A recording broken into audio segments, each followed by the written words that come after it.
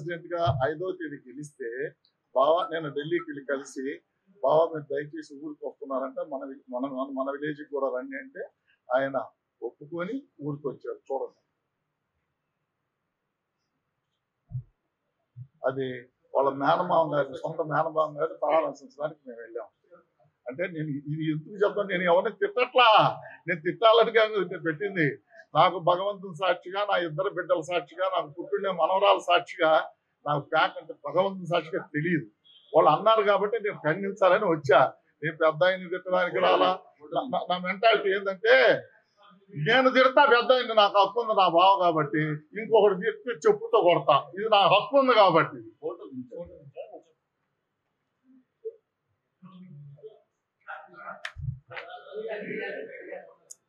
నా చిన్న కొడుకు పెళ్లికి రాలేకపోతే నాయుడు గారు రాజ్యసభ ఉందని చెప్పేసి ఆ రోజు 2-3 రోజుల తర్వాత వచ్చి ఇంటికి పిలిపించుకున్నాడు. నా పెద్ద కొడుకుని, చిన్న కొడుకుని, కోడళ్ళని, మా అక్క మధ్యలో సొంత అక్క.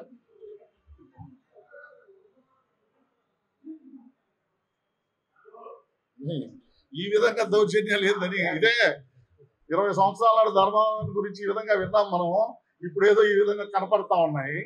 నాకేమి ఎవరిగా ఈ ఫోటో వెంకయ్య నాయుడు గారి ఇంట్లో మా పిల్లల ఫోటో.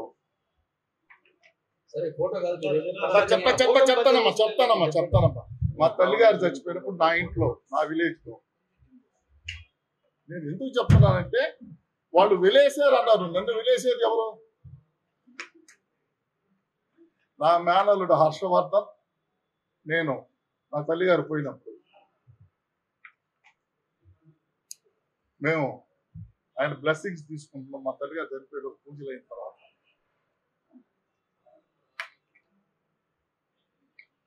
పూజలు కలిసి నా ఇంట్లో పెద్ద ఆయన ఉన్నాడు, కానీ నేను పెద్ద ఆయన ఇంట్లో ఉన్నా.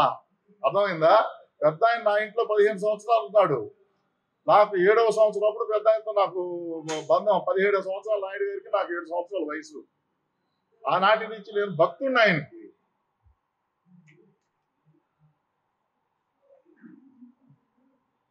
నా చిన్న కొడుకు మొన్న 26th జరిగిన మ్యారేజ్ లో, నాయుడు గారి మనవరాలు మ్యారేజ్ లో, నా చిన్న కొడుకు మనవరాలు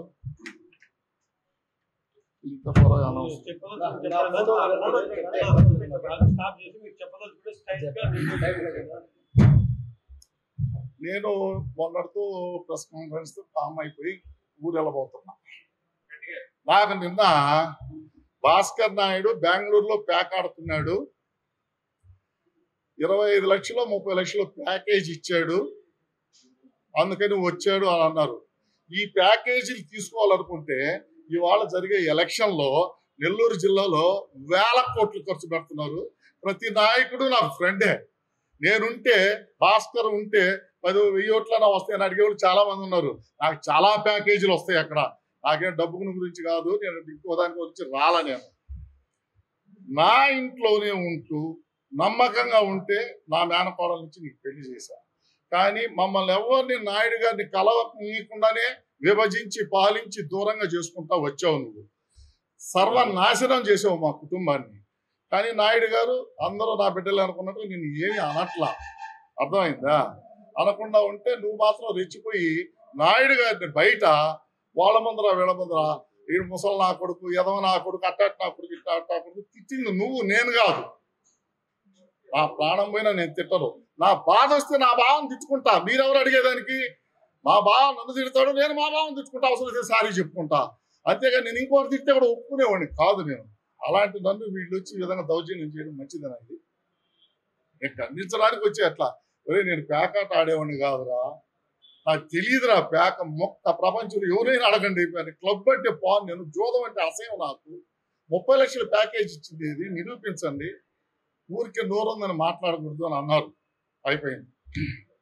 నువ్వు నిజాయితీ పరుడివి, నువ్వు గొప్పవాడివి, సత్య అసత్య. ప్రొద్దుటూరులో చేనేత కార్మికులు ఉన్నారు, చాలా మంది ఉన్నారు. వాళ్ళకి నువ్వు చేసిన మేలేంటి ఒక త్రవ చెప్పిన ఇక్కడ నువ్వు ఉద్ధరించడానికి. నీవు పరిటాల శ్రీరామ్ గారిని, వరదాపురం సూరి గారిని, మెప్పించి మీకు టికెట్ ఇప్పిస్తానని చెప్పేసి ఇద్దరిని మోసం చేసి మధ్యలో నువ్వు దూరి నువ్వు ఫండ్ ఇచ్చి టికెట్ తెచ్చుకున్నావు 3 కోట్లు ఇచ్చి. అర్థమైందా? నువ్వు ఇంకొకరికి ఏదో చేస్తావు అన్నమాట. నాకు ఇప్పుడు ఈ రోజు పరిస్థితి చూస్తే ఏమనిపిస్తుందంటే ఉభయ తెలుగు రాష్ట్రాల్లో ఒక 20 సంవత్సరాల క్రితం ఒక భయం ఉండేది, అమ్మో ధర్మవరమా, ఓమో డేంజర్ డేంజర్ డేంజర్ అనేది. అది ఈ రోజు చూపించావు నువ్వు. ఇక ధర్మవరం ప్రజలకు నువ్వేం చేస్తావు మేలు? నువ్వు ఫోన్ చేస్తే ఫోన్ ఎత్తావు, ఎవరిని లెక్క చేయవు, అసలు ఎవరిని కేర్, నోటికొచ్చినట్టు మాట్లాడతావు. ఈ విధమైన రౌడీజం ఇప్పుడే నామే చేస్తున్నావు అంటే ఒక కుటుంబంలో బాధలు ఉంటాయి, ఏదో ఉంటాయి, మాట్లాడుకుంటాం. కానీ నువ్వు నా మీదనే దౌర్జన్యం చేసావు అంటే ధర్మవరం ప్రజలకి మీద నువ్వు ఎంత భయంకరంగా చేయబోతావో ధర్మవరం ప్రజలు దయచేసి అర్థం చేసుకుని నిర్ణయం తీసుకోమని చెప్తున్నాను. ఏమి నిర్ణయం? రాబోయే ఎలక్షన్స్ వాళ్ళు ఇష్టం మంచిది ఎన్నుకోండి.